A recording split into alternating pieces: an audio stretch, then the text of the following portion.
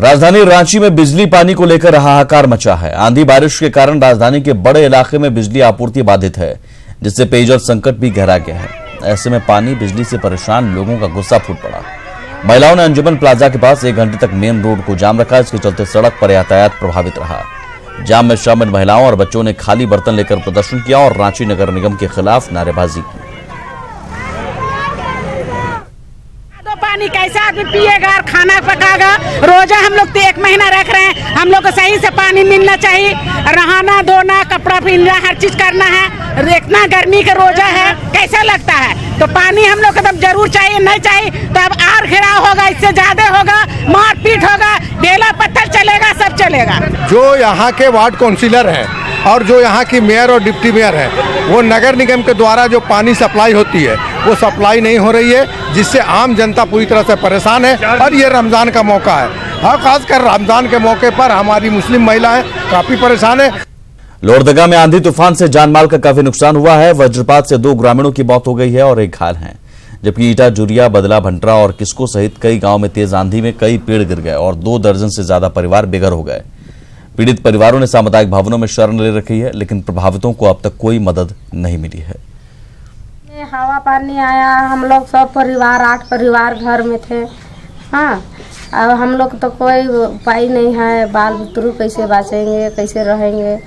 रात में सब बच्चा लोग सब रोने लगा। क्या उपाय है? हम लोग को तो कोई समझ में नहीं आया। यहाँ तो इतना जोर आंधी तूफान आया कि ईटा गांव से कम दर्जनों पेड़ तो उखड़ के इधर से उधर हो गए। और उखड़ने के बावजूद भी क्या हुआ, जहाँ पर घर था उसमें जाके रांची नगर निगम ने बिना पानी के ही उपभोक्ताओं को बिल थमा दिया है। पीड़ित उपभोक्ताओं ने नगर विकास मंत्री सीपी सिंह से इसकी शिकायत की है। 2006 से लेकर अब तक का बिल जोड़ दिया गया है। ऐसे में बिल की रकम मोटी हो गई है, जबकि कई उपभोक्ताओं ने पानी का कनेक्शन नहीं लिया है। इसके बावजूद उन्हें बिल थमा दिया गया। मंत्री ने शिकायतों के समाधान का आश्वासन दिया है। 64,250 रुपया। ये भी बात है, 2006 से अभी तक का दे दिया। हाँ, दे दिया, जबकि हम लोग बराबर पेमेंट करते गए हैं। पहले पुराना बिल जो वहाँ आता था, water tax, sales tax, education tax, सबका पेमेंट हम लोग अप टू डेट करते गए हैं। उसके बावजूद भी अब कंप्यूटराइज निकल गया है, घर घर आकर के पैसा ले जाता है, उसके बावजूद भी इतना बिल दिए हुए हैं। बहुत लोगों को बहुत हैवी बिल थमा दिया जा रहा है। तो सबसे पहली बात तो है कि बहुत से क्षेत्र में पानी भी नहीं आ रहा है और उसके बाद भी इतना हैवी बिल जा रहा है। तो उसके लिए नगर निगम में एक वेवर कमेटी बनाई गई है। वो कमेटी जांच करती है और यदि कोई कहता है कि पानी नहीं आ रहा और बिल भी आ रहा है, तो उसके लिए नगर निगम एक मीटर लगाने का काम करती है और 1 महीना मीटर लगा के छोड़ देती है। फिर मीटर में जो भी बिल आता है उसी के एवरेज पर वो बिल देती है। जमशेदपुर के बागबेड़ा जलापूर्ति योजना की पाइपलाइन बिछाने की मांग को लेकर पंचायत प्रतिनिधि 25 घंटे के अनशन पर हैं। ये अनशन जिला के उपायुक्त कार्यालय के पास किया जा रहा है। पंचायत प्रतिनिधियों ने चेतावनी दी है कि इसके बाद भी मांगे पूरी नहीं हुई तो मुख्यमंत्री के आवासीय कार्यालय पर 51 घंटों का अनशन किया जाएगा। जिला पार्षद ने कहा कि पाइपलाइन बिछाने के लिए रेलवे एनओसी नहीं दे रहा है, जिसके चलते बागबेड़ा जलापूर्ति योजना का पाइपलाइन नहीं बिछ रहा है। इलाके में पानी का स्तर काफी नीचे जा चुका है, जिससे लोगों को पानी के लिए भटकना पड़ रहा है। घंटे की अनशन पर बैठे हैं। बागबेड़ा कीताडी क्षेत्र में जो ग्रामीण जलापूर्ति योजना चल रही है, उस ग्रामीण जलापूर्ति योजना के अंतर्गत हमारे 13 बस्तियों में पाइपलाइन नहीं बिछ रहा है, क्योंकि रेलवे कहती है हमारी जमीन है और वो एनओसी नहीं दे रही है। इसके बाद हजारीबाग के चौपारण में 2 अलग अलग सड़क हादसे में 2 महिला समेत 3 की मौत हो गई, जबकि 3 लोग घायल हैं। पहली घटना 12 गांव के पास की है, जहां कार की चपेट में आने से 2 महिलाओं की मौत हो गई, जबकि 2 महिलाएं घायल हैं, जिन्हें इलाज के लिए चौपारण सीएचसी में भर्ती कराया गया। मामले में पुलिस ने कार ड्राइवर को गिरफ्तार कर लिया है। वहीं दूसरी घटना पांडेबारा की है, जहां अज्ञात वाहन की चपेट में आने से पारा शिक्षक की मौत हो गई, जबकि उनका 8 साल का बेटा घायल है। रांची के नगड़ी में 10वीं क्लास की छात्रा की चाकू से गोद कर हत्या करने का सनसनीखेज मामला सामने आया है। देर रात ये छात्रा घर में अकेली थी। उसी समय कुछ अपराधी घर में घुसे और छात्रा के साथ अश्लील हरकत करने लगे। इसका विरोध करने पर छात्रा की हत्या कर दी। शव को पोस्टमार्टम के लिए भेज दिया है। परिजनों ने 2 युवकों पर हत्या का संदेह जताते हुए नामजद प्राथमिकी दर्ज कराई है। साथ ही इसे एक तरफा प्यार से जुड़ा मामला बताया जा रहा है। दोनों आरोपी फरार हैं। नगड़ी पुलिस सरगर्मी से आरोपियों की तलाश कर रही है। खाना बना रहे थे बहन अंदर घर में, तो कोई आया था होगा लड़का सब, वो आके चाकू को मार दिया। हाँ मारा है, गला मारा है, साइड मारा है, फिर पेट उट साइड सब मारा है। हाँ, गलत करने के नियम से ही आया था वो। लव मैटर भी था इसमें कुछ बहुत, कि लड़की की चाह नहीं थी और वो लड़का आकर जबरदस्ती था इस टाइप से। रांची पुलिस के लाख दावों के बावजूद रेप जैसी वारदात थमने का नाम नहीं ले रही है। ताजा घटना चुटिया की है, जहां ट्रेन से उतरी गुमला की युवती को होटल पहुंचाने के नाम पर ऑटो सवार 3 युवक सुनसान जगह ले गए और गैंगरेप किया। यही नहीं, युवती को सड़क पर छोड़कर भाग निकले। ये युवती बदहवास हालत में सड़क पर घूमती रही, तभी पीसीआर वैन की नजर उस पर पड़ी। पीड़ित का बयान दर्ज कर लिया गया है। इस मामले में 2 आरोपियों को पकड़ लिया गया है, जबकि 1 आरोपी फरार है। पीड़ित युवती के परिजनों को गुमला से बुलाया गया है।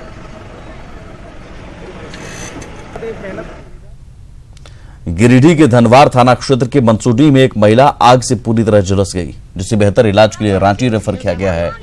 पीड़िता ने अपने ससुर पर केरोसिन डालकर जिंदा जलाने की कोशिश का आरोप लगाया है।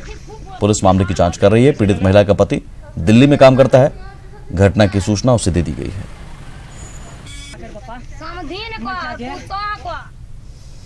खूंटी में पत्थलगड़ी समर्थकों का आंदोलन लगातार तेज होता जा रहा है। इसी दौरान उदबुरु गांव में 3 जून को केंद्रीय कार्यालय के शिलान्यास की तैयारी हो रही है। साथ ही बैंक ऑफ ग्राम सभा खोलने की भी तैयारी हो रही है। इसके लिए पासबुक भी छपकर तैयार है। अड़की के बारूहातू और हेम्ब्रोम गांव में पत्थलगड़ी होने जा रही है। ये राज्य सरकार के लिए बड़ी चुनौती होगी। ये अड़की, बारूहातू, खुदीमड़ी, हेम्ब्रोम, ये 3 गांव में है। इसके बाद 3 जून को हमारा जो केंद्रीय कार्यालय है इसका शिलान्यास होगा। ये उदबुरु में है। यह यहाँ पर होगा बैंक ऑफ ग्राम सभा। पेट्रोलियम पदार्थों की कीमतों में लगातार बढ़ोतरी से आम लोग काफी परेशान है। रांची के लोगों ने पेट्रोल और डीजल की बढ़ती कीमत पर मिलीजुली प्रतिक्रिया दी है। लोगों से बात की हमारे संवाददाता अजय लाल ने। पेट्रोल और डीजल की बढ़ती कीमतों ने आम लोगों को परेशान कर रखा है। लोग चिंतित है कि बढ़ती कीमतों का ग्राफ आखिर कहां जाकर रुकेगा।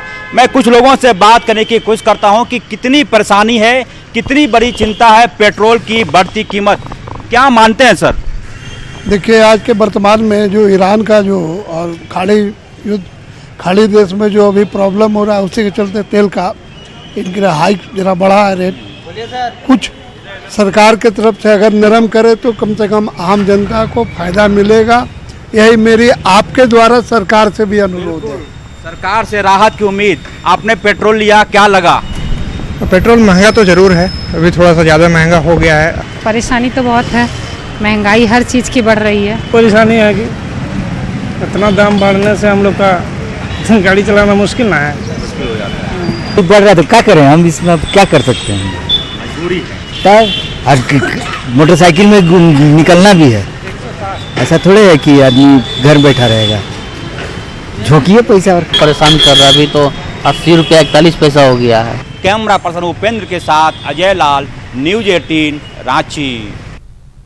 सिल्ली और गोमिया विधानसभा उपचुनाव के लिए कल हुए मतदान के बाद काउंटिंग की तैयारी शुरू हो गई है। गुरुवार को सुबह 8 बजे से काउंटिंग होगी। सिल्ली विधानसभा क्षेत्र के लिए काउंटिंग रांची के पंडरा स्थित काउंटिंग सेंटर पर होगी। वहीं गोमिया का काउंटिंग बोकारो सेक्टर 1 में कराए जाएंगे।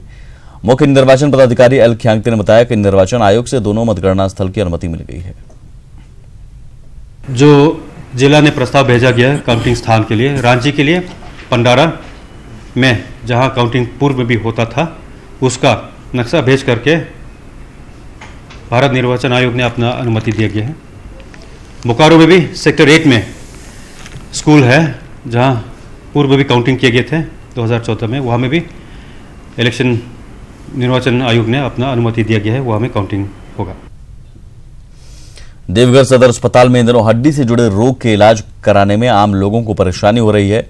लोगों के मुताबिक पैसे की कमी की वजह से वो सदर अस्पताल आते हैं, लेकिन उन्हें किसी और जगह इलाज कराने की सलाह दी जाती है और रेफर स्लिप थमा दिया जाता है। इधर सिविल सर्जन का मानना है कि सदर अस्पताल में हड्डी से जुड़े बड़े मामलों के इलाज में कई कमियां हैं, जिसे जल्द दूर कर लिया जाएगा। गया है, ये मारपीट में झगड़ा हुआ था, उसमें कल से हम लोग परेशान हैं, ना कोई मैंने देख रेख के लिए आ रहा है यहाँ पे, हम ही लोगों को दौड़ना पड़ रहा है, जबकि एडमिट किए हैं यहाँ सरकार हॉस्पिटल की तरफ से, और हम ही लोगों को जहाँ दिक्कत होता है बोल देता है कि यहाँ जाइए वहाँ जाइए। यहाँ पे मैंने देखा कि देवघर शहर में बाज़ार में एक जन औषधि केंद्र ऑलरेडी चल रहा है, तो मैं पर्सनली गया वहाँ पे और मैंने अनुरोध किया कि आप जो यहाँ चला रहे हो अस्पताल में क्यों नहीं हो सकता है। तो बोला सर आप कहेंगे तो हम भी करेंगे वहाँ। तो आज उन्होंने आवेदन दिया और आवेदन पर मैंने आदेश दिया अपने कि इनके वो MOU कराया जाए और जल्द से जल्द जन औषधि केंद्र खुले ताकि गरीब लोगों को सस्ते दर में दवाइयाँ उपलब्ध हो सकें।